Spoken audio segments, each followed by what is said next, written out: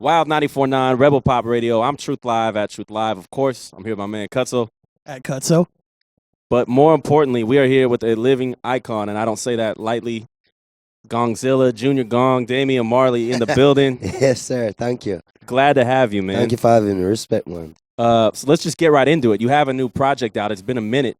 You've definitely had music, throughout the universe all the time, but solo project. Yeah. Tell us about it. What's it called? Well, the new album is called Stony Hill. And like you said, it's my first solo album in quite some time, in about 10, 12 years now. Like we said also, I've been doing music, so I've been busy. We had some releases, a lot of collaborations. But this is my first solo album in quite a while, You produced a lot of it. Is that true? Yeah, I produced, probably I'd say 75% of the album. Also a production from my brother, Steven. And then from some of my comrades from Jamaica, Andrew Blacks and Stephen McGregor and Aston Man Barrett Jr., Aston Family Man Barrett Jr. Was there a Sly and Robbie track or co-produced track? We on sampled Sly and Robbie. Okay. Yeah. Yeah, I saw that in the credits, and I wasn't sure how that fit into things. Yeah. So it's a long album, 18 songs, but you've also had a long time off. Did you have a plan as far as what you were doing, or did you just say, these are the tracks, this is what it is? Yeah, because originally I really was planning to have much less tracks. Was really the point at the outset was the motivation. But really, because of not being able to let go of songs, and it's always a problem when you're trying to cut the songs you love. So because of that, we ended up saying, let's just go with the full set. Does time make that more difficult? You have this, I bet you have a ton of tracks that are amazing that didn't even make the record for whatever reason. Yes. Does that make it more difficult to keep objectivity in terms of putting a project together? This song was new to the world, but for you, you're like, oh, this is old. No, not really, because even some of the songs on this album that we just put out are from 2008. Because in 2008, I had started working on what at the time should have been my next solo album. And we put that on pause to do Distant Relatives with Nas. So I even have some tracks on this album that are old, So to me, but not old to the audience. And definitely there's tracks that we were working on for this album that didn't make it, that I know I'll be using for the next album.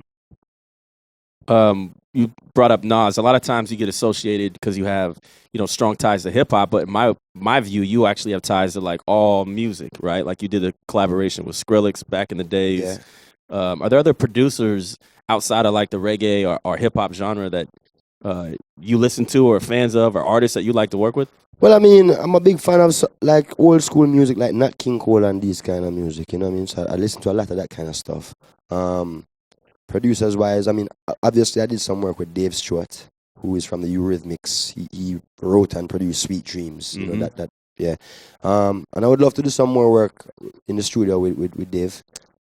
And on the track Here We Go, notice some really nice DJ cuts in there. Was that your call? Was that something that you wanted to hear on a track? Yeah, definitely. And that was Cut Chemist and those. That was Cut Chemist? Yeah, scratching on that track.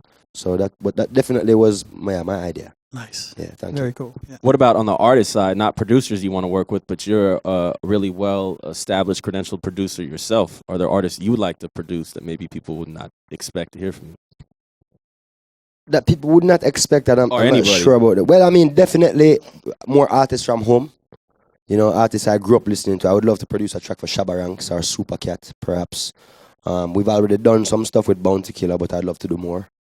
So just for me, my genre of reggae music is really, I would love to do as much as I can to highlight that, We're big champions of the DJ club culture, but not being genre specific, right? If it feels right, it feels good. I personally always say vibe, not genre. Right. And that said, a staple for me in one of my sets as a DJ is, I don't know, it's probably been redone 3-4 times over, remix, edit, bootleg of a track of yours and Skrillex tracks with a bunch of other elements to it. This new album, is it something that you're going to loan itself to for remix, for other people to take interpretations of what you've done? Yeah, I would hope so. Definitely if anyone out there who has an idea and would like to remix something, they can always reach out. But yeah, there's a few tracks that I would definitely want to reach out to, some people for some support in terms of remixes. Yeah. So right now, in music, dance hall is a huge thing. That's the sound. Every artist needs a dance hall track. Yeah. How do you feel about that? Good. I mean, overall good, of course, because it. If the music wasn't popular, if people weren't into it and excited about dancehall music, then no one would be trying to have it on their albums. You know what I'm saying? Do you So- feel like it's a victory for the culture? Yeah, well, I feel it's a step toward victory for the culture. What we do now in light of all of this is what is going to, decide whether it's a victory or not. Sure. Yeah. Do you ever hear something and just cringe? Because I know there's artists, I won't name anybody, but they're forcing it. They're like, oh, we have to be on this sound. Like, it's such a big part of pop music. Is it ever like, oh, wow, y'all really didn't get this right? Yeah, sometime and more so what I see and cringe more time is artists that acting like it's not from Jamaica, or artists who are not giving credit to where they sample the song from or something of that nature. You know what I'm saying? So we always love to see when they pay homage forward to the root. But in terms of using the music, I don't have no problem. How do you feel about the wave of African artists coming out like WizKid? That's great. That's absolutely great. You know what I mean? And that kind of shows also too that we're living in a world now where everything is open, global. You can be in Africa and know exactly what's happening here. Likewise, vice versa. That's cool. Beauty of the internet right there. One Yeah. of the upsides is we're globally connected, Yeah. regionally based. Do you personally use social media or the internet? Yes, and I'm getting more involved in it now. You know what I mean? It took me a while to warm up to it and learn about it and stuff. But as time goes by, I'm getting more and more involved with it.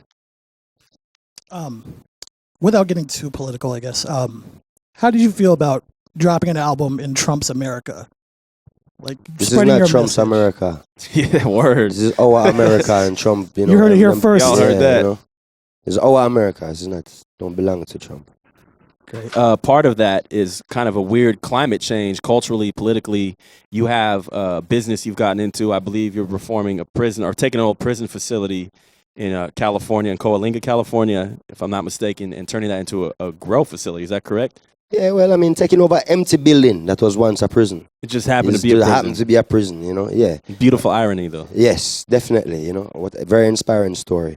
So you are correct in terms of that we are renovating that facility to grow marijuana. So the part of it that interests me the most is what do you think about kind of the corporatization of marijuana now that it will be a out of the shadows, no longer a black market industry? Because that changes things. I mean, that workers' comp, permits, health codes. Well, you know what I'm saying? yes. Taxes. Yeah, it's ups and downs. You know what I mean? Of course, we've always advocated for the legalization of marijuana. With it becoming legal, like you say, corporate structures are running in and want to capitalize on the fact that you can make money from it. What my concern is that the people who have risked their freedom for so many years, whether by smoking, growing, transporting, buying, selling, whatever, being involved in the marijuana business, risking their freedom, to feed their families at that, we would hope that they are still able to do so. A lot of these people aren't really, what you'd call paper pushers. They're not, big on legislation and filing documents and this kind of stuff. So a lot of them get left out because of not going through the proper process to become validated to sell herb legally, So I would encourage them to educate themselves and try get yourself legal. And like I said before, it would be a shame to see corporate structures who maybe 10 years ago wouldn't want to be seen close to anything to do with marijuana now come in and take over the whole business. That would be a shame. So Absolutely. Do you feel that maybe there was an opportunity for a lot of people then to get squeezed out because now it's like, it could be the next big corporate opportunity? that's exactly what I'm just saying. So I'm trying to say it is the people's responsibility to get themselves up to speed so that they don't get squeezed out, because that would be a shame to see that. Absolutely. Well, honestly, I've been waiting for your music. Original solo music produced by Damian Marley, vocals by Damian Marley for a long time. It's a pleasure you. to have you back in the Bay. I could sit here. I got a million questions for you. In fact, I'm going to squeeze one more in. Do you feel like there's maybe a bigger target of threat on you and your brand because you're so high profile? Like, do you feel any kind of sense or obligation to make other impact claims with the business that you do and having a big growth facility because you're Damian Marley in California as a business partner doing something substantial? Like Jeff Sessions, Trump's America. Do you feel like, they're going to target you? No, I don't feel that they're going to target me. If them target me, they have to target everyone. I feel definitely where it comes down to myself, like I said, I'm trying to be very careful to stay within the proper law and play by the rules, as so to speak. And I'm not fear that. I think right now people's meditation is moving toward really embracing marijuana for all the benefits that it's bringing, more than anything else. I have one very shallow question for you. Do you drink as well a little bit? Yeah, sometimes sometime. appropriately. Of You ever get course. crossfaded? What is that? Crossfaded, the spins, like when you've had too much to drink, too much to smoke. Because I imagine you must get the best strains of marijuana in the world. Well, I guess you could say I stay crossfaded. Crossfaded. See, our crossfaded, I couldn't conduct this interview. And on that note, I mean, we really could. We are big music heads, big fans of everything you do. Glad to have you here. Thank you. Could talk your ear off all night, pick your brain. Can't do that.